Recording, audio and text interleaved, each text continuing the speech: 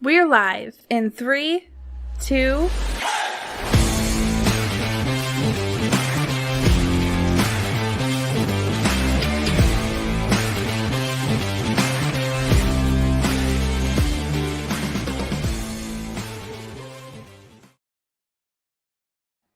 It feel good to be back.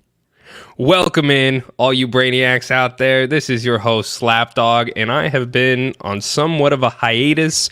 We've not had an episode in 2 weeks, so it feels good to get back on the microphone. I am joined here today by our producer, Scott Del Rey. Scotty, how have you been, brother?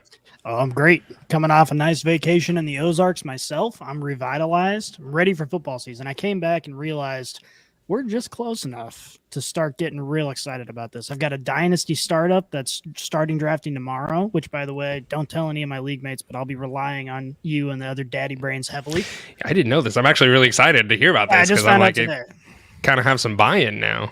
Yeah, it's the most expensive fantasy league I've ever been in with a lot of money on the line. So I'm hoping to win it. And I don't know almost anyone in this league because I got in. It's my wife's cousin invited me. And so it's all his friends. So okay. I plan on just kicking ass and taking names, hopefully. So here's my thought is whenever I do a fantasy league with other people that I don't know, I tend to enjoy those just a little bit more because like you play with friends for so long or coworkers or what have you, and you kind of start to understand like, okay, this person is high on this person, you know, like everybody starts to kind of understand the flow of fantasy football and eventually get it. So when you play with a new group of people, it's like this person might severely outvalue someone and you can kind of get a steal or vice versa. So it's really fun. I enjoy it when it's just a group of people that you really don't know that well, and then you can just shit talk the entire NFL season, which is only 50 days away, by the way. Yes, very exciting. And yeah, I told my my wife's cousin that if all of his friends hate me by the end of this, then I've done my job because I'm going to just do nothing but talk shit. I'm going to be a fucking menace in this league. It's going to be awesome. That does sound really awesome. Well, I'm happy to have you here. I'm happy to be here. It's been a while. Today we have a lot to talk about, Scotty. We've got some catch up. And I'm not talking about the condiment. We got some signings for a big name wide receiver. We're going to talk about the running back market right now because it is kind of crazy. There's a lot going on that pertains to those running backs. And then we're going to talk about some busts, baby. We're going to talk about redraft leagues and some players to avoid, so potential draft busts. We got a lot to talk about. Scotty, let's just get down to business, baby. Hey, boys, let's get down to business. All right, first piece of news here is DeAndre Hopkins signs a 2-year deal with the Tennessee Titans. This is really, really big news. This was something that we'd kind of been waiting on. We'd been curious as to where he was going to go. I hate this landing spot for him. I don't know how you feel, and I'm curious to pick your brain, but I was not very excited to see that he signed with the Titans. Yeah, it is what it is. I mean, I'm going to talk a lot about this when we get to the bus, so I'll save most of it for that. But I think that this is an indicator that the Titans might look a little bit different than what we've been seeing in recent years. So I'm interested to see how it goes. I think the Titans right now are in a shit or get off the pot type of year with all the aging assets that they have. So I think they're going to come out balls to the wall. Yeah, this really changes the trajectory for what I imagine for that team. And it's crazy how one person can do that, right? Because you look at their roster. Derrick Henry's getting old. They have a young Treylon Burks. There's a lot going on, and I don't want to steal all the thunder because I know you're going to talk about it here in when we get to our bus section, but it really is a very interesting signing because, and I think it shows that DeAndre Hopkins really wanted money more than maybe a ring necessarily, because I think the Titans are certainly elevated with him signing there, but they are not a Super Bowl favorite. He could have went anywhere. He could have went to the Bills. He could have went to the Chiefs. He could have went to any team that he wanted to, realistically, and he's a top-tier talent, so he is a huge difference maker.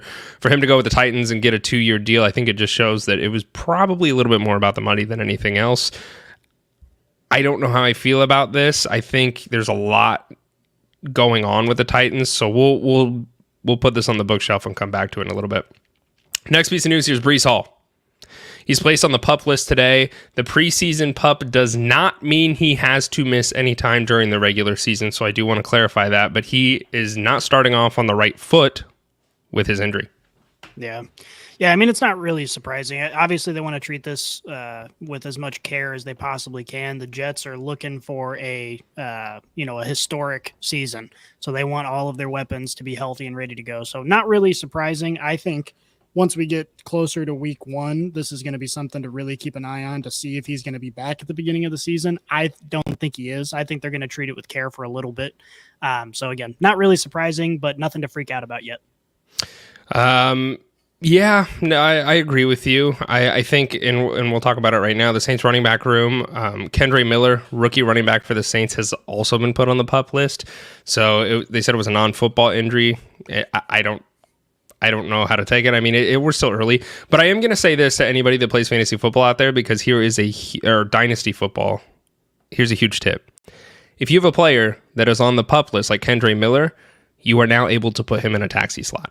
And I say that because you can now free up a taxi slot. You can you can put him on the IR and move him off of the taxi slot. So it gives you an extra bench depth space. So if he was sitting on your taxi spot, move him out of there, put him in your IR, and you can pick up somebody for free.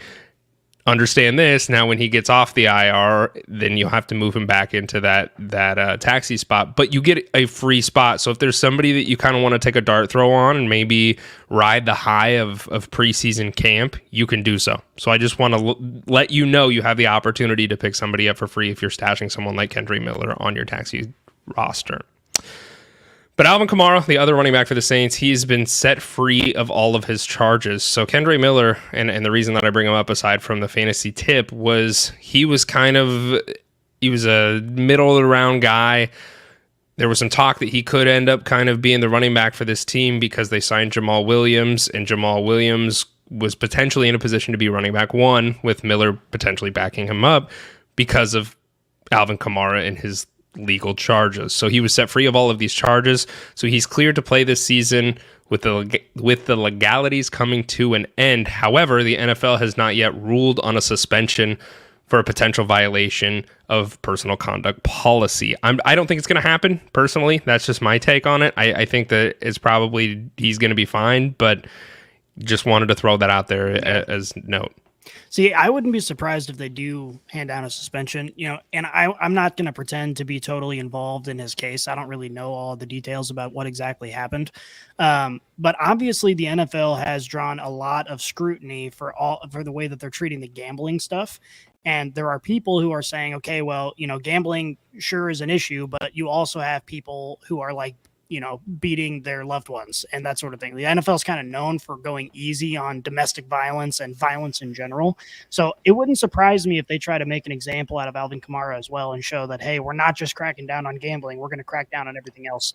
But again, the details of the case could completely alleviate him if he didn't do anything wrong or wasn't in the wrong, whatever. So I guess we'll just have to wait and see, but it is something to keep an eye on. For sure. And then since we're talking about running back, Scotty, let's just talk about it. Let's talk about Saquon Barkley and Josh Jacobs, because neither of them have signed their franchise tags, which was on the deadline, which was this last Monday. So the turmoil continues with two of the biggest running backs in their respective franchises. There's a lot going on here. There's a lot to unpack. So where would you like to begin, Scotty? I don't know, man. This is a tough situation because, on one hand, I get it. Someone like Saquon Barkley, someone like Josh Jacobs, these guys are the engines of their franchises. So it makes sense that they want to be respected in that way. But also from the NFL perspective, as we talked about a million times, the running back position is just not as valuable as it once was. And you've seen so many people, so many franchises decide to pay their running backs and give them long-term contracts. And it always backfires. You look at someone like Ezekiel Elliott and you see, okay, this is the problem that you can have when you give your running back a big contract and owe him all of this money, because their shelf life is just so short. So both sides to me have a totally legitimate argument to make. It is kind of crazy. I don't know if it was you who added or if it was Alan who added this little graphic here, but it shows the average salary for an NFL running back in 2023, $1.81 million, and the average salary for an NFL kicker in 2023, $2.26 million. And that is kind of a crazy stat. I saw there's a podcast interview kind of circling around with Saquon Barkley saying, the leverage that I have is I could just not play. just hold out and not show up. And I don't want to do that, but I do have that option. And obviously the Giants would really miss him. So it puts the franchise in a tough situation. I think we're probably just going to end up seeing kind of a mundane resolution to this where they pay him a little bit more money and he's not totally happy, but it's enough to make him play. And everyone just kind of gets on with their lives. I think it's going to end up okay. Yeah, I saw that graphic as well, and you got to stop and think for a second. Like, are running backs really not that valuable? And I don't want to discredit kickers because, look, we're a pro kickers podcast as long as it's not for fantasy football. But do these running backs really not matter that much? Do these running backs, are they kind of in that void where we don't need to pay them? I think they are. And not to say that they're not important, but that's how the league is viewing it. And you really start to look at it, and there's an argument to be made. Yeah, Saquon Barkley and Josh Jacobs are two of the best running backs in the NFL. Like, nobody's going to sit here and argue that. But when you look at it from a team's perspective, I understand. And I'm not saying it's fair. I'm not saying it's right. And I don't know where you meet in the middle ground, but the shelf life for that position is not very long. Mm-hmm. And so when they want to get paid, sorry, because there's so many other running backs that they could pay to come in and fill your role at a fraction of the price that some of these top tier guys want. They are difference makers. Saquon Barkley and Josh Jacobs are difference makers when they're on the field. And I think these teams are really going to hurt for it if they don't play. Mm-hmm. But on the flip side of that, are either of these teams Super Bowl contending teams right now? Like, do you put the cap space in place to pay these guys big money when you know that 2 years down the road they're going to be a fraction of what they were because their bodies are starting to give out? So I see the argument from both sides. I hope they find some sort of resolution. I don't know what that is. I mean, obviously it's in some form of compensation, but the future for running backs, if I was a running back in the NFL right now, I think it's a really, really scary thing. Like, I would not want to play that position for a multitude of reasons, but from a financial perspective, I think that you're in a really tough spot because the league is figuring out that your shelf life is not that great. Well, and not only that, but the entire game of football is changing, where if you have this bell cow beast of a running back like Derrick Henry, you can run your entire offense through him and he'll be really, really effective. But what does that mean? It means you're not going to be putting up Chiefs or Bills or Bengals levels of points on the board, which is what you need to do to win in today's NFL. So you can have an awesome running back and they can be the best running back in the league, but ultimately you have to find other weapons. You have to find ways to get the ball into the end zone a bunch of times in order to find success in today's NFL. So it's just the running back position is just screwed in a multitude of ways. And so that's why I say, I get where the NFL franchises are coming from, that they're like, this isn't really a good investment. You can be one of the best running backs in the league. It's not really a good investment. And so it kind of comes down to loyalty to a certain degree, to, the degree to which both the franchise and the player are willing to meet in the middle. The player saying, I understand where you're coming from, and the team saying, well, you've been a great asset, so we're going to give you a little bit more than maybe we should. And that's, I think, what ultimately is going to happen. Yeah. I mean, there's even allegedly there's a running back group chat with some of the big name guys like Derrick Henry, Saquon, Jacobs, and they're all pissed off about not being paid appropriately, and they that's where this graphic came from. I think Derrick Henry had tweeted it out. So it's interesting. It's worth monitoring. I think we've said this. I think we even said this on last season before the season started. We're starting to see a dynamic shift in the NFL where running backs are not, like, if you have a bell cow running back, that's, for fantasy purposes, certainly somebody that's primed to own, and we've always known that. But we're starting to see a multiple running backs in their usage pretty consistently in the NFL, where it's not just a bell cow anymore. So we'll see it continue. I don't think it's going to go anywhere, and I think, unfortunately, running backs they're not paying for it, or maybe they are, I guess, depending upon how you want to word it.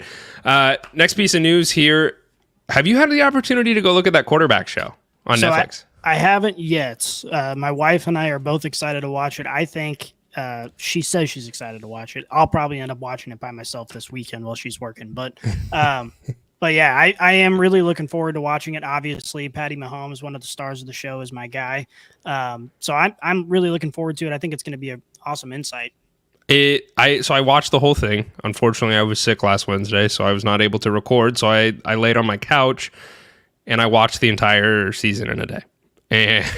And it was awesome. If you're a football fan, go check it out. It is the #1 show on Netflix right now, and I just think it does such a good job of just like humanizing these people that we put on such high pedestals and making you realize, like, hey, yeah, like maybe this is just a little. I mean, I'm still gonna get pissed if they don't get me fantasy points. Don't get me wrong, but maybe like these are also human beings too, and they have families that they go home to, and like there is more to it than just fantasy football and or NFL throwing touchdowns. Like it was really cool to just show you what these people go through on a day-to-day basis playing one of the most difficult positions in sports.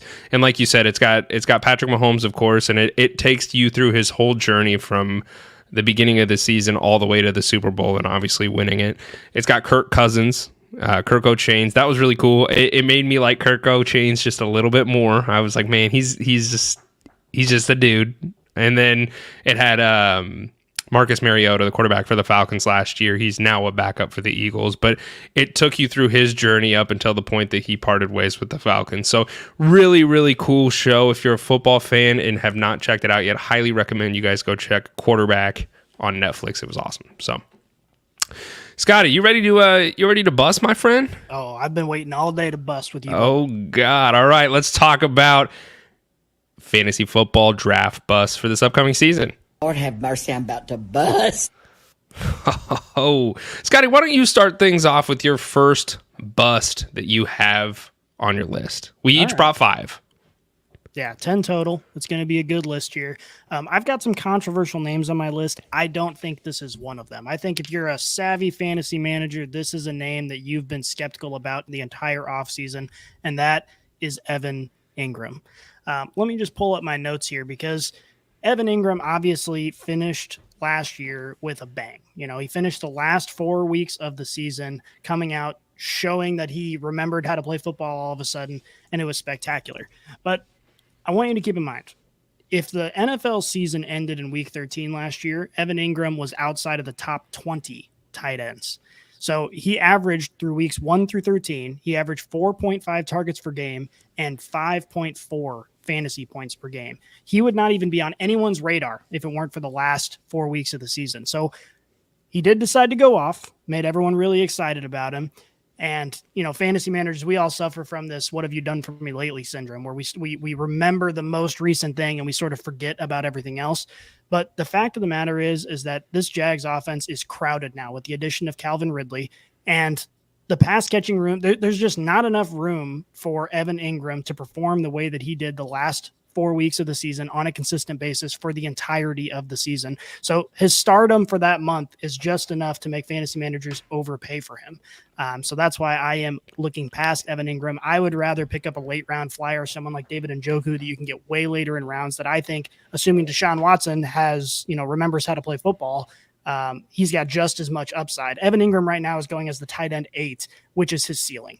And he showed through the first 13 weeks of the season last year that his floor is outside the top 20. So you can draft him at a ceiling and hope that he gets there, or you can pick up another tight end that's going to be a better value for you in the long run. So you mentioned he finishes tight end 8. Do you think that he finishes in? And I asked this question. Tight ends are a crapshoot. But we all know that. Like, if you don't have Mark Andrews or Travis Kelce, the tight end position for fantasy football is an absolute dumpster fire trying to guess week in and week out. Do you think he finishes in the top 10? No. I do think, like I said, his ceiling, I think, is where he's being drafted at, which is 8. Last year he finished as 6th. But again, the likelihood of that happening with the addition of Calvin Ridley, the additional target competition. And by the way, this team didn't use Travis Etienne to the best of his ability out of the backfield as well. So I think we're going to see way fewer targets going to Evan Ingram. I don't think he cracks the top 10. Okay. You know what? I don't hate this one solely because of where his ADP is. I think, like most tight ends, it's kind of a dart throw week in and week out. But given where his ADP is, I think I tend to agree with you. And granted, I'm using Sleeper's ADP. So if you do not use Sleeper's ADP, there might be a little bit of a positional difference. But he's the 87th overall drafted player. He's going before Deshaun Watson, James Cook, Kadarius Toney, AJ Dillon, Njoku. I would rather probably have most of those people because I think he's kind of in that dart throw territory. Like you stated, a lot of people when they play fantasy football, it's what have you done for me lately, right? And so he finished with a bang. But Calvin Ridley's going to be back in this offense. Travis Etienne, like you mentioned, Tank Bigsby's going to be there now, so that could be a split backfield, and Etienne could kind of eat up in the passing work as well. I expect him to not do as well as he finished last year. So I like that one. I don't think it's insane to say. So the first person I brought is Deebo Samuel, Scotty. Deebo is the I'm fading him. I'm fading Deebo Samuel. Currently, he's being drafted as the wide receiver 16. So he's 38th overall. And I have some alarming concerns with Deebo here. So if you drafted Deebo for the 2021 season, you got a freaking killer finish with him. He finishes wide receiver 3, which is great. This last season, however, he finishes wide receiver 38. And Deebo, he did miss 4 games this season, so he wasn't on a stellar pace to finish in the wide receiver 1 anyway. So, in fact, if Deebo played every single game this season, he was averaging, I want to say, 13 points a game. He would have finished as wide receiver 20. So if he missed no games, that's where he was averaging at. He would have finished at wide receiver 20. So you drafted him early second round last season. You still wouldn't have got the value out of him. So he saw most of his fantasy output the previous season in the run game when the 49ers were completely depleted at the running back position. They now have Christian McCaffrey, Elijah Mitchell. They're both gonna be spieling each other to try and keep each other healthy. And Deebo's touches last year out of the backfield really went down, and that's where he saw a lot of his fantasy football production. So that is very concerning for me. And then the icing on the cake is that we still don't know who's going to be the quarterback for the 49ers. We have absolutely no idea who's going to be playing quarterback, and it makes me hard-pressed to believe that with everything going on, with as many mouths to feed as there are in this 49ers offense, I don't think he's going to finish at wide receiver 16. I'm fading him drastically. Yeah. And the thing about the 49ers is they're like the polar opposite of the Chiefs, but in a way, they're exactly the same. You don't know who is going to be the one to go off any given week. Christian McCaffrey is still very high on my list, but if your name's not Christian McCaffrey, I'm not overly excited to get anybody on this roster because there are just so many elite weapons. This is a great, great football team, but as a result, you don't know who is going to go off week in and week out. It makes being the manager of them, impossible. Mm-hmm. All right, Scotty, take it away. Yeah, it's time to talk about those Tennessee Titans that we were alluding to at the beginning of this of the episode here. I want to talk in particular about Derrick Henry. Now, putting him on the bust list, I think, is a little bit harsh, but I just wanted to take the opportunity to talk here. We've discussed Derrick Henry for the last couple of seasons. People have noted, hey, he's getting kind of old. Running backs tend to hit a cliff at some point in time, and you don't want to be the one holding the bag when he completely falls off the radar. I don't think that that's going to happen to Derrick Henry over the next year or two. I think that he's still got enough gas in the tank to be perfectly effective. Obviously, we said this about him last year, that he might fall off, and then he ended up dominating, and he was great. But the signing of DeAndre Hopkins makes me very, very, very nervous. And the reason for that is because, like I said before, the Tennessee Titans are at a point where they need to shit or get off the pot, and they know it. All of their weapons are aging. Their quarterback is aging. Now they've signed an aging wide receiver. They have an aging running back. And they know they are teetering on the edge of rebuild territory, so they want to make a splash right now, which is why they signed DeAndre Hopkins. What this tells me is that, they're not stupid over there in Nashville. They know that Derrick Henry is the key to this offense. And if they have any hope for a late season or postseason run, Derrick Henry needs to be healthy. So I think we're going to see Derrick Henry utilized this season similarly to how we saw Austin Eckler utilized, which is they're not going to feed him the ball nearly as much to what we're used to seeing because they want to make sure he's healthy in case they have a chance at a postseason run. That's what we're going to see this season out of Tennessee. And the thing about Austin Eckler is that he has the benefit of being a great pass-catching back. So he's able to make that up in fantasy points. Derrick Henry relies on that volume, and he's got a ton of volume throughout his career. I think we're going to see a sharp decline. And not to mention, we have another year now of metrics on Derrick Henry, and we have a couple of things that should give you pause. For example, last season, he finished with his lowest point per game average that he's had since 2018. He also now has 2 consecutive seasons with under 5 yards per carry on average.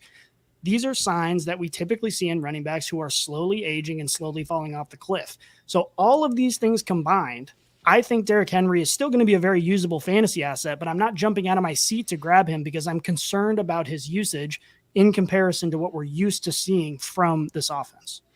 Let me ask you this. Let's look at it the inverse of this situation. Do you think that Hopkins going there could actually benefit Henry because now they're not stacking the box and there's a legitimate wide receiver threat that they have to now be concerned, kind of like when AJ Brown was there? Mm-hmm.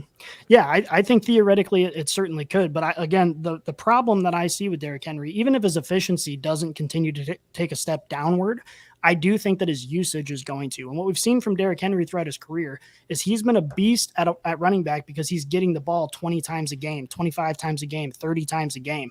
And if that decreases at all, it's not like this offense is the Bengals. It's not like they're the Chiefs. Their scoring opportunities aren't at that elite level yet. And part of the reason for that is because they've been running the ball so much.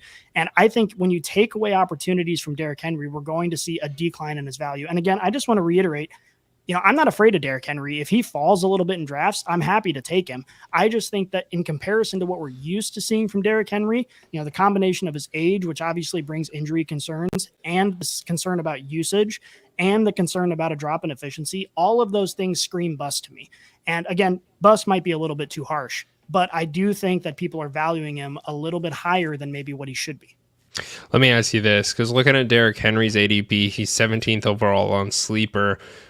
Would you rather draft Amon-Ra St. Brown or Derrick Henry? I think if you compare him to receivers, I'll pretty much always take receivers around that range just because of my draft strategies. I'm going receiver heavy. Okay. Josh Jacobs is going after Derrick Henry. Would you take Jacobs over Henry? I view them pretty similarly. I would probably take Henry over Jacobs, but as we get a little further in this episode, you'll find out why. Okay. Last one, Tony Pollard or Derrick Henry? I would rather take a receiver than either of those guys. And the reason for Tony Pollard, just to touch base on him a little bit, is we've never seen him in a bell cow role for an extended period of time. I don't know that we can trust him in that role. I think he's got a great opportunity, but we've never seen it. So Derrick Henry has proven that he can do it. So I guess if I had to choose between them, I would choose Derrick Henry, but I'm taking a receiver at that spot.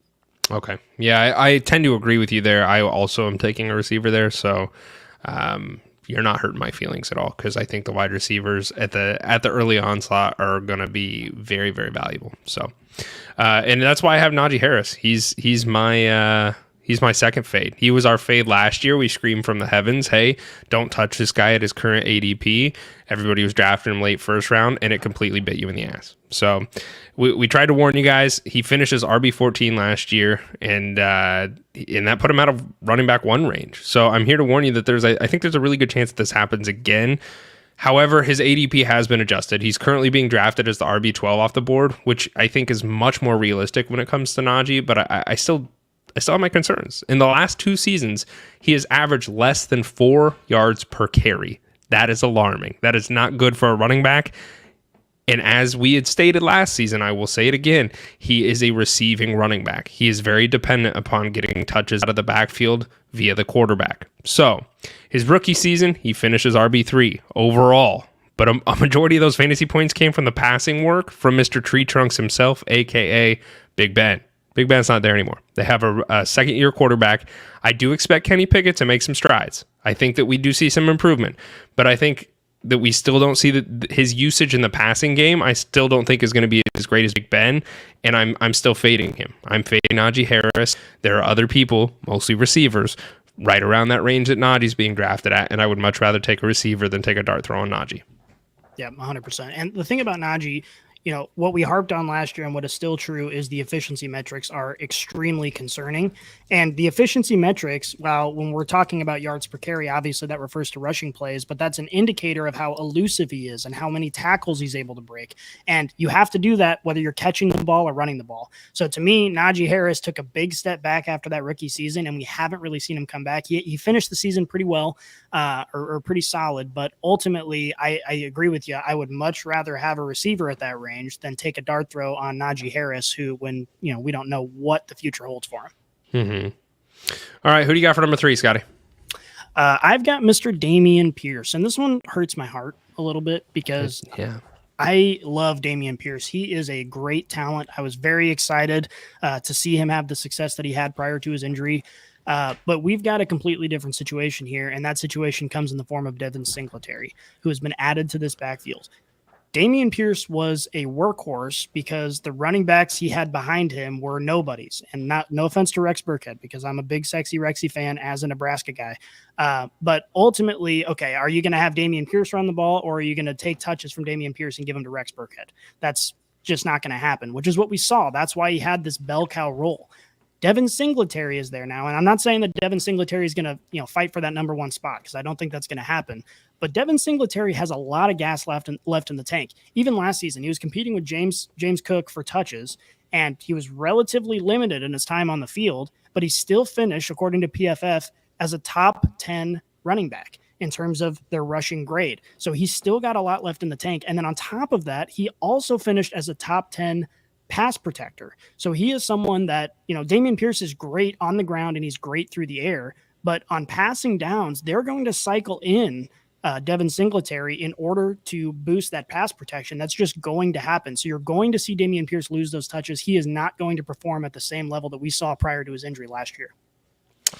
Yeah, Dameon Pierce is somebody that you bought in dynasty leagues because he was a bell cow running back, and now he's kind of in that situation where I don't think he will be a bell cow. I think he'll certainly have his place in there, but it is a little concerning for me. And they have a rookie quarterback. The Texans are just in a really weird, kind of scary spot where I don't really want any piece of any of it until I figure out more of what's going on there.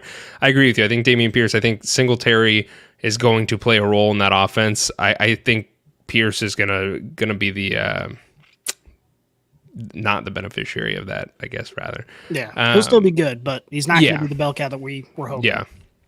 I have Michael Pittman is my third off the chart, Scotty. Michael Pittman, I drafted him last year. I was super excited for him with Matt Ryan coming in. Was not at all what I wanted it to be. So Michael Pittman, he's a wide receiver one for the Colts. If you do not know, Pittman is currently the 27th wide receiver off of the board. So it's not actually that terrible when you look at his ADP. I think that's probably fair. I really do. But there's just other people that I like more than him that are going after him. And those being Brandon Ayuk, Hollywood Brown, and Darren Waller. Those three people are going after Michael Pittman, and I would much rather have some of those other players after Michael Pittman, so I'm fading him at his current ADP. I don't like that. The reason, he finished as wide receiver 20 last season, and I expect Pittman to continue to drop and fall out of that usable wide receiver 2 category that we saw last year. He's paired with a quarterback that he's been gifted with the heavens athletically, has shown that he still has tremendous strides to make in the passing game. So I do believe that Shane Steichen, who is he's the head coach now for the Colts, he was the offensive coordinator for the Eagles. We saw him unlock some of Jalen Hurts and Jalen Hurts' ability to take steps in the right direction, but I'm not willing to take that risk on a quarterback's rookie season. There are just other people that I would much rather have that are going after Michael Pittman than take the risk on Michael Pittman, because I don't think Michael Pittman finishes as a usable wide receiver 2. So question from Yeti, who added this in on our notes here. Are you taking Pittman, Lockett, or Mike Evans if you had to choose? If I had to choose between the three, I'm taking Lockett. Yep. Lockett to me is the safest bet. Mike Evans, I actually almost put him on my draft bus list because of the quarterback situation there. I ended up going in a different direction, but Tyler Lockett is the safest of the three. And I think Tyler Lockett is kind of in for a sad reality, because I think that in 3 wide receiver set, I think there's an argument to be made that JSN comes in as the new wide receiver 2 for this team. And Lockett, he's getting older. I still think he'll have usability in this offense, but I think we're going to start to see some touches being taken away from him and given to JSN. So that is a little concerning for me as well. But if I had to pick between the 3, I would probably take... man, I'm talking myself out of Tyler Lockett. I would say Tyler Lockett. I think he, just the quarterback play, I think is the biggest motivator for me. But it's Pittman or Lockett. But I think I'm going to go Lockett as well. Yeah. All right, my next one here, it's more of the same, the what have you done for me lately kind of stuff, and it's George Kittle. George Kittle has been a relatively consistent tight end as far as tight ends go, which isn't consistent at all. But last season, George Kittle found the end zone 11 times. And so that shot him up the boards, made him look really appealing, really valuable. The problem is that George Kittle hasn't scored more than 6 touchdowns in a season any other year in his career. Last year was a significant outlier, and it's just not going to happen again, is the problem. He only saw, let me find the number here. He only saw 16 total red zone targets last year. Now, for reference, Travis Kelce saw double that number. And during the 8 games when Kittle didn't score a touchdown, he was averaging 4.9 half PPR points a game. So you're looking at a real touchdown or bust kind of guy. And last year, it just so happened that he found the end zone a bunch. And when he did find the end zone, he found the end zone 6 times against 2 different teams that ranked the worst in defense against the tight end position. So it's not like he was going out there and performing at this high level against high rated defenses. He just happened to go off against these low level defenses, the Cardinals included, I'm sorry to say. That's okay. And the problem is that he's just not getting the looks in the red zone. There are so many weapons on this offense that it's just not someone that you can count on. And he's going much higher than a lot of other tight ends who have just as much upside that you can get way cheaper. Yeah, Kittle, I mean, he's going at 46. And I would not touch him with a 10-foot pole at 46. That to me is scary. I like George Kittle. I think he's fine, but not at that ADP. Like DeAndre Hopkins is going after him. Justin Herbert. I'd rather just shore up the quarterback position than because the tight end position is such a freaking crapshoot, like you said. And I'm not going to put Kittle up there, especially because we don't even know who the hell's going to be playing quarterback, as we mentioned. So yeah, there's so many other people that I would rather have than George Kittle at the 46. That to me is that's way too expensive for a quarterback that I think you're going to have some issues that. A player that you're not going to see as much value with as you probably had hoped. So I agree with you. Who I have is number 4 on my list, is the smoothest, the buttery smoothest route runner in the NFL. His name is Davante Adams. So since 2014, I looked this up today. It took me an embarrassing amount of time. How many times has Davante Adams finished in the top 10? Do you think? Since when? 2014. Seems like it should be a lot. Yeah. But I'm guessing it's not, given the question. So I don't know. It's not. It's 3. He's finished 3 seasons in the top 10, one of them being last year with the Raiders, which is where he finished as wide receiver 3 overall, which, by the way, I'm 100% surprised with, if I'm being completely honest. I didn't believe that Derek Carr would be able to get him that high and finish in the top 10. So kudos to Derek Carr. I didn't think it was possible. But there's a reason, of course, that he made this list, and his name is none other than Jim Garoppolo. Jim, his new quarterback, Jimmy G, has never in his career been able to get a wide receiver to a top 10 finish. If you look really closely, there is an asterisk there because Deebo Samuel did have a top 10 finish, but I'm not going to give Jimmy G any of the credit for that because, as I had said earlier, Deebo, he had his top 10 finish because of his rushing upside. At one point in time, he was pretty much the running back for the team, as well as catching balls out of the slot. So I'm not going to credit Jimmy G with helping Deebo to that top 10 finish. I think Deebo is the reason Deebo had that top 10 finish. So aside from Deebo, Jimmy G has never been able to get a wide receiver to a top 10 finish. And so that's a problem. And then Jimmy G, he's not in Kyle Shanahan's offense anymore. As we have said before, Kyle Shanahan runs a very systematic offense where you don't need a high caliber level of play from a quarterback. You don't. You look at Brock Purdy, Mr. Irrelevant. He comes in and is relevant. Jimmy G is not a good quarterback. I think the Raiders made a terrible mistake in drafting him. But Kyle Shanahan is the reason that he has been able to find success because he runs his offense so well that you don't need greatness out of that position. And I think, and I'm sorry, Eddie, if you're listening, but the Raiders are not a good team, and this team is going to be, it's going to be a train wreck, to be honest with you. And it's going to be chaotic and underwhelming. And I'm concerned with how Davante Adams is able to get the ball. My last piece here, oh my gosh, excuse me. My last piece here is he's 31 years old this season. That, to me, that is an old wide receiver to be performing at such a high level. I don't think that should be used as an end-all, be-all metric, so I'm going to say that right now. But I am going to say it's worth noting that I do believe that we're going to start to see him slow down. And I think this is the year where we're going to start to see that decline because he's going to be playing with a mediocre quarterback. Think that is going to take a toll on him, as well as just him continuing to age and get older. So Davante Adams, I'm scared of him. I don't want to touch him. I will not be drafting Davante Adams on any of my teams this year. Yeah, I agree. The Raiders are a team to avoid pretty much in their entirety, and I'm going to continue that trend with my last pick here, Josh Jacobs.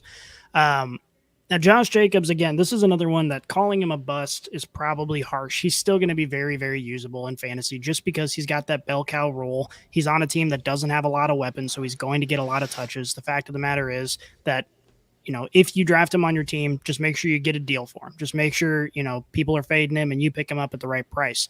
But here's the thing about Josh Jacobs. If you look up the term outlier in the dictionary, you see Josh Jacobs' face next to his 2022 stats. Think about this. Josh Jacobs broke his record for single season carries last season by almost 70 carries. 70. That's enough to make quite a big difference in terms of your stats. He also caught more passes last season than he did in the prior 2 seasons combined. So we didn't see Josh Jacobs suddenly break out. What we saw is the Raiders decide to give him the ball a shit ton. And he's a very talented back. So if you give him the ball a lot, he's going to perform. But the fact of the matter is, Josh Jacobs was on a contract here. This is a team that said, well, we're going to use him. We're going to run him into the ground. Now they've re-signed him. He's no longer in that position. So they're talking, you're talking about a running back now who is going to see regression in virtually every single metric, and he's going to be used a lot, but he's not going to be the Josh Jacobs that we saw last season. So if you get him at a discount. I'm not saying don't draft him, but make sure you're not paying top dollar for this guy because he's not going to be the same Josh Jacobs in 2023. Yeah, and I mean, it stands to reason that there's a chance that he also might not play. He could sit out, and I'm not saying that is realistic, but it is something to monitor.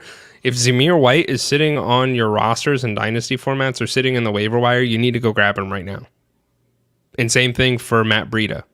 If they're both just chilling on the waiver wire and you're playing dynasty, you need to go get these guys because right now they are in contract. There's a feud there with the contract that we discussed earlier. What if they don't play? Somebody's got to play that running back position, and for fantasy purposes, you need to capitalize on that. So I agree with you. Josh Jacobs, to me, I think if he plays, I think he's okay. But I do have concerns of when he's going to play. Is he going to try and hold out to keep himself healthy, to try and find another team? There's just a lot going on there. Josh Jacobs kind of scares me. So yeah. I'm fine with looking in other directions. And this last person that I brought is certainly someone I'm going to look in a different direction than draft this person. And it's Anthony Richardson. So can someone, for the love of God, explain to me why Anthony Richardson is QB 12 off of the board right now? Scotty, he is going before Kirk Cousins, Geno Smith, Daniel Jones, and Jared Goff. Do you know what all of those quarterbacks have in common? What's that? They all finished in the top 10 last season. 4 quarterbacks that finished in the top 10 last season are going after a rookie quarterback that has never played in the NFL before. What are we doing here, people? Look, I do not get me wrong. I love the upside that Anthony Richardson could possess, but do you really expect him to come in as a rookie and finish as a top 12 quarterback? Because I certainly do not. I'm not saying he couldn't, but I'm saying that's a huge risk to take while those above-mentioned quarterbacks are still sitting on the board, and certainly not a risk that I'm willing to take. As I just said, he is a rookie, and statistically, we do not see rookie quarterbacks finish in the top 10. In fact, in the last 23 years, only 6 rookies have cracked a top 10 finish, right? Here's another one. Among 35 rookie quarterbacks who started at least 12 NFL games, 25 of them averaged fewer than 14 points. So, are we really sure that we want to draft him over other players who have a much safer floor? And I'm not saying Richardson is going to be a bust, but I'm saying that's a huge risk to take at the 12th quarterback off the board when some of these other quarterbacks who were previously quarterback ones last year are still sitting there. That's a risk I'm not willing to take. So Anthony Richardson, I am putting on my fade list until his ADP drops to a more realistic level. If I'm not drafting him as my first quarterback, I'd feel much more comfortable, but I'm not taking him as my QB1. Yeah, it really blows my mind that Daniel Jones is being drafted after him. Because they offer pretty much the same upside. I mean, you're talking about Daniel Jones, who was an elite quarterback in terms of the rushing upside that they possessed for fantasy football, and Daniel Jones, by the way, whose situation has only improved since last season's top 10 finish. So it amazes me that Richardson would be drafted above him. I could see the argument if you're talking about, okay, well, look at the rushing upside. Look at people like Justin Fields, look at people like Jalen Hurts, look at the rushing upside that a quarterback could possess, and you want to invest in that. But if you have another quarterback who already finished in the top 10, who's in a better situation than he was last season, who also has rushing upside, it makes absolutely no sense to take the risk on the unknown. So I agree with you 100%. I would take Kirk Cousins over him, and I would certainly take Daniel Jones over him. Yeah, and the other thing to mention is, like, if you have not looked at tape on Anthony Richardson and you're just going into Reddit forums and just like, yeah, this guy's great, I'm going to buy him.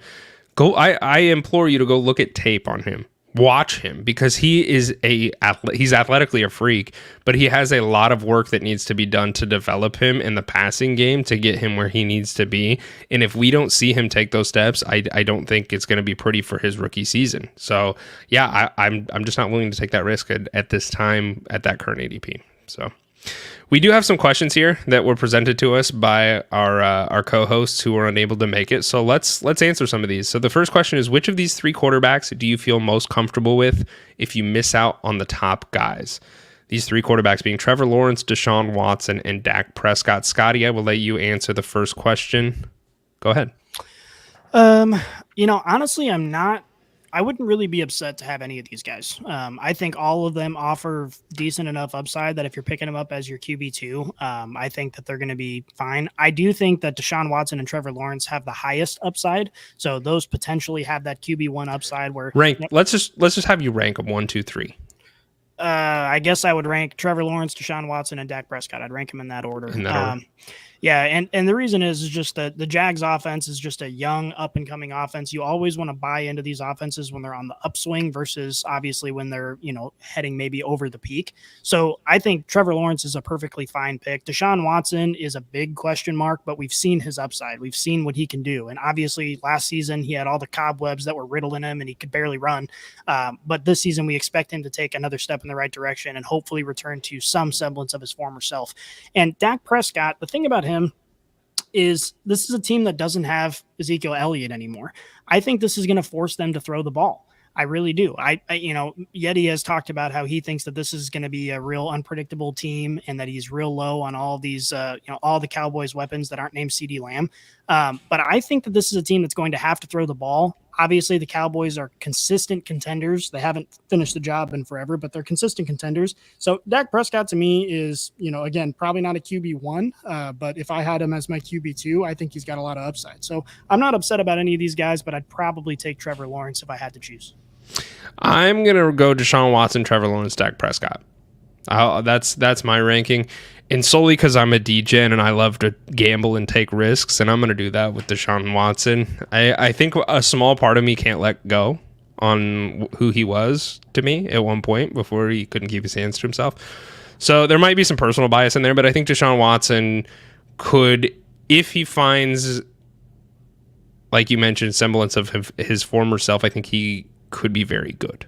So I'm going to take that risk, and I would do Deshaun Watson. But Dak Prescott's easily third on the list for me. They lost their offensive coordinator in Kellen Moore, and I tend to agree with Yeti in some respects.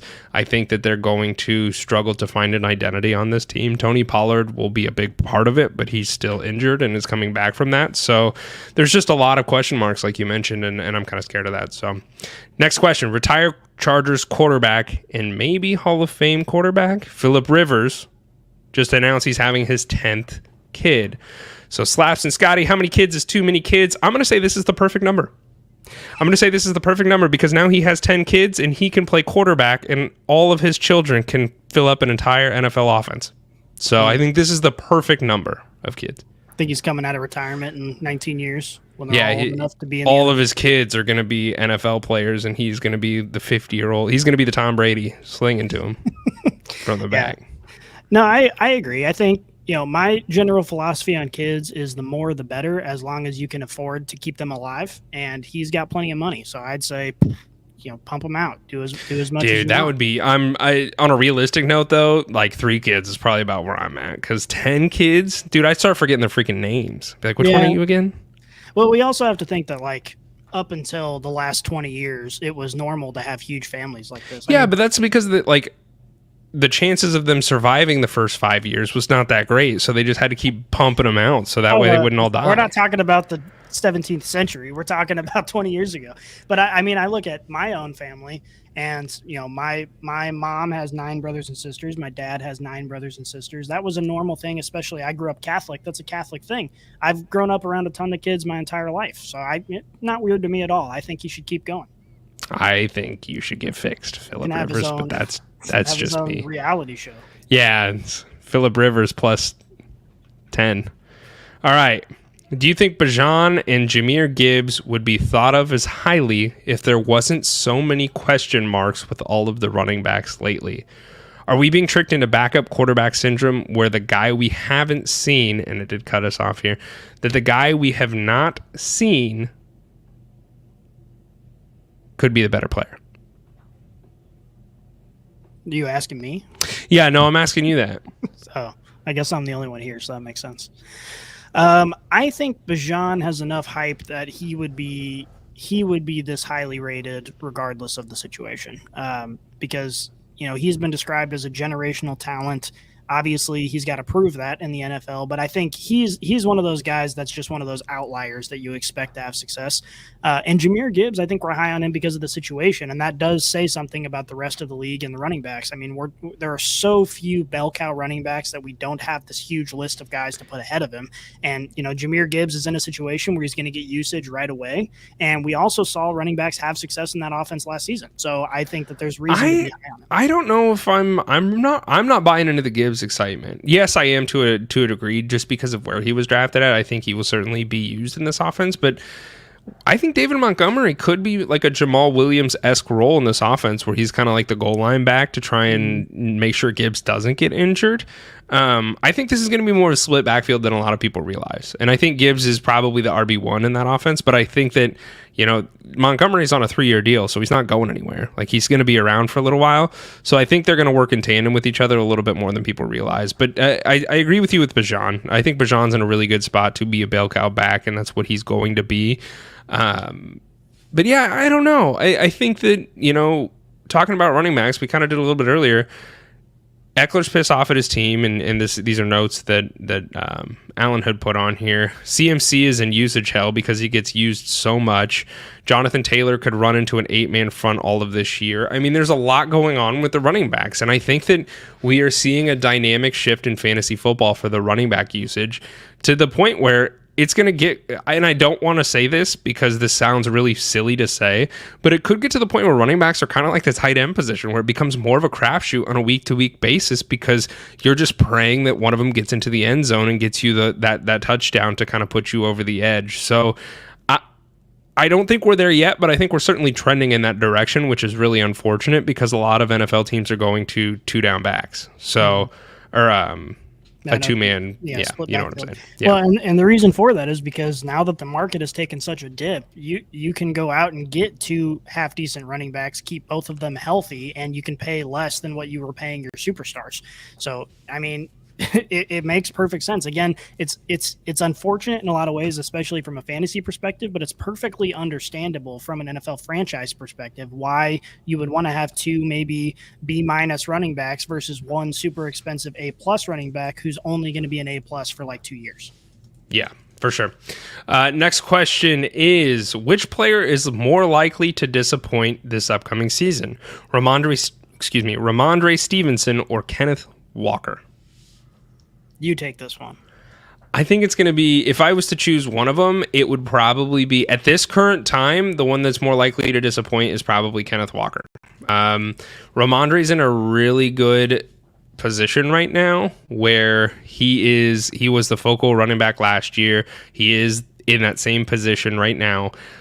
And I say right now because there's rumors that playoff Lenny went and this was just today, Leonard Fournette went and worked out with the Patriots. So there are still 4 big name running backs that are currently free agents, being Leonard Fournette, Zeke, Dalvin Cook, and Kareem Hunt. So if one of those guys goes somewhere else, goes to where somebody's already a bell cow, I think it certainly is going to hurt them as far as their fantasy usage. Kenneth Walker, they signed Zach Charbonnet, so I'm concerned that they went and got a running back that early in the draft. That tells me that they kind of want to have more of that split backfield as well. So currently right now, I think Ramondre Stevenson is the safer bet. Yeah, 100%. I'm real high on Ramondre, assuming that they don't go pick up another running back, which is a real possibility that they do. But assuming that the situation stays as it is now, I think I'm going to have a lot of Ramondre on my fantasy teams. Yeah. And you're right. I mean, Kenneth Walker is the crapshoot in this situation because Pete Carroll put a big finger up to all of Seattle and said, I like running the ball. I'm going to get a running back. I don't give a shit because I'm going to be dead in 5 years. So he just went out and dude, my girlfriend loves Pete Carroll. Like, she would leave me for him, which is kind of weird because he's like 80. So he's filthy. He's kind of like entering Betty White territory where we just should stop joking around about it because I'm kind of afraid that it might actually happen. Yeah. I mean, he looks young when he's running around on the field, though. He does. How old is Pete Carroll? He's no Joe Biden. He looks spry. Yeah, no, he does. How old is Pete Carroll? Pete Carroll is 71. He's got time. He's fine. 71. Yeah, it's not even that old. He's good. No. Yeah, he's okay.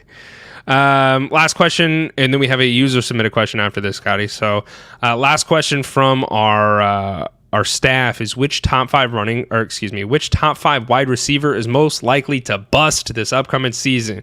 And we're talking bust, baby. So, top 5 wide receivers being Justin Jefferson, Jamar Chase, Cooper Kupp, Tyreek Hill, or Stephonian Diggs. Which one do you think is most likely to bust? Obviously, it's kind of hard to say because all these guys are elite, top-tier wide receivers. So it's tough, but the question was asked, and here we are. Yeah, I guess I've got kind of a two-sided answer. To me, the obvious answer is Cooper Kupp because of the recent injury issues, not just with him, but with his quarterback. If either one of those guys has issues, the likelihood of him busting is very high. But I also want to add in Stephon Diggs because this guy cannot figure out his own attitude, and I could see that getting him in trouble. I think on the field, he's very talented. I think that he doesn't have a ton of elite competition on that field, so I think he's going to get the ball quite a bit. It's also been shown that... You don't like Gabe Davis? I don't think anyone does anymore. It's also been shown that Josh Allen does have a hard time getting the ball to Stephon Diggs in key situations, which leads to him getting pissed off. But it also demonstrates that, maybe he's not getting as open as he should be or whatever. Or maybe Josh Allen is just freaking out in the moment. But I think Diggs' attitude could be a problem. I think ultimately I would have to give it to Cooper Kupp because of the injury concerns on 2 key players in that offense. Yeah, I'm glad you went first because I'm still sitting here struggling to just try and decide which one to choose. Tyreek Hill, I just get a bad feeling on. We don't root for injury, but I just have like this dark feeling that he's going to get hurt this year, and I hope I'm wrong, but I don't know why I'm thinking that, but that's kind of where I'm at. But yeah, I think if putting aside my dark feelings for Tyreek Hill, I think I tend to agree with you. I think Cooper Kupp, the scary thing with Cooper Kupp is that offense has not changed. That offense has not changed in 2 years. Yes, he got hurt and Matt Stafford got hurt last year, but that offense hasn't changed. Like, there's no other real pieces in this offense aside from Cooper Kupp. So if defenses can figure out how to stop him, they couldn't in years previous, but if he is slow coming back from injury, I think that could be incredibly concerning for his fantasy football output because that's how he's been able to do it, is because he's been the lone survivor on that team. So I think Cooper Kupp's probably the one I would target as well, aside from my dreary feelings for no real reason. We do have one question, and then we'll get the heck out of here, Scotty. It is from Kevin D. We appreciate your question. Kevin. What up, Kevin? He's a Steelers fan, and he's got a complicated question for his keeper redraft league. So he gets to keep 2 players, and they stay in the round that you drafted them in. So, and I believe these are the rounds. So I think that's kind of how I'm reading this. Is round 1, it was DeAndre Swift. Round 2, it was CeeDee Lamb. Round 3, it was Mike Williams. 4, it was Travis Etienne. 5, it was Adam Thielen. 6, it was Jamar Chase. 7, it was Kyler Murray. 8 is A.J. Dillon. 9, Brandon Ayuk. 10, Naeem Hines. 11, Albert O. 12, Tyler Boyd. 13, Cole Kmet. And 14, Jared Cook. I don't think you need to draft Jared Cook. I think you're probably fine not to draft him. I would be the obvious choice is Jamar Chase, of course. You're getting a huge value there. So he's obviously a very easy first one to keep. You're getting him in the 6th round. He's obviously a first round wide receiver. So it's last year. You can keep him too, Kevin. That is sad. I hope he does well for you. The other one, you have to look for value in things like this, right? So like CeeDee Lamb is of course a great one, but he's already a 2nd round wide receiver. So I'm going to tell you this. It depends on where you draft at in the 2nd round. If you're drafting at the end of the 2nd round, I think that CeeDee Lamb could probably be there for you, or you could go ahead and take him. But if you're drafting early 2nd round, CeeDee Lamb's going to be there anyway. So presumably. So, I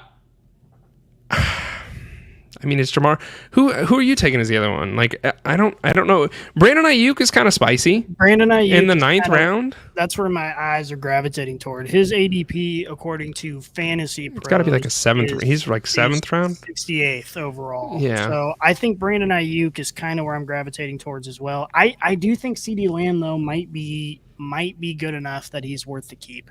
Obviously, you're keeping Jamar Chase. I guess, Kevin, I do have one more question for you. As someone who drafted DeAndre Swift in the 1st round as well, how much do you hate Dan Campbell? I need you be to nice, send us a Kevin. Message and talk shit on Dan Campbell with me, because This is a trap. This is a trap, Kevin. Don't fall into his games. Campbell, you'd go to war for him, just like I would. No, nobody would. Everybody would. Yeah, I think it's probably, I mean, of course, Jamar Chase for one. CeeDee Lamb is where it gets interesting. I think it depends on where you're drafting at, but I would be probably willing to take the risk for CD anyway, because he's already going in the 2nd round. You get him in the 2nd round, and you get to keep 2 top-tier wide receivers. So that's probably what I would end up doing. ETN doesn't do it for me in the 4th, because I think there's some concerns there with Mr. Bigsby coming in. And I would say Kyler Murray in the 7th, but Kyler Murray is going to be out half the season with an injury anyway. So that's my thoughts. Scotty, is that okay with you? Generally agree. You got to choose between CD and Ayuk. It depends on the rest of your roster. Swift was sad, he said. Swift was sad. Yeah, Yes. No, he was. I agree with that.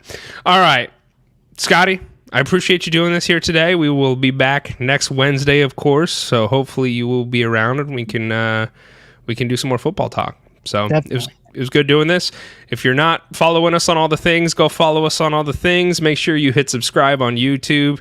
Give us a shout out. Tell your friends. Tell your buddies. Tell your mom. Say, hey, football season's 50 days away. Go check these guys out. They're kind of handsome. To moms. Yeah, we're big mom guys.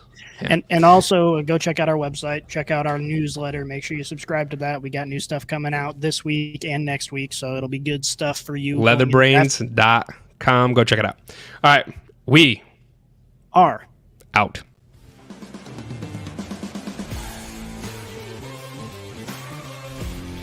If you enjoyed this episode, make sure you tune into our new releases every week on your favorite podcast app.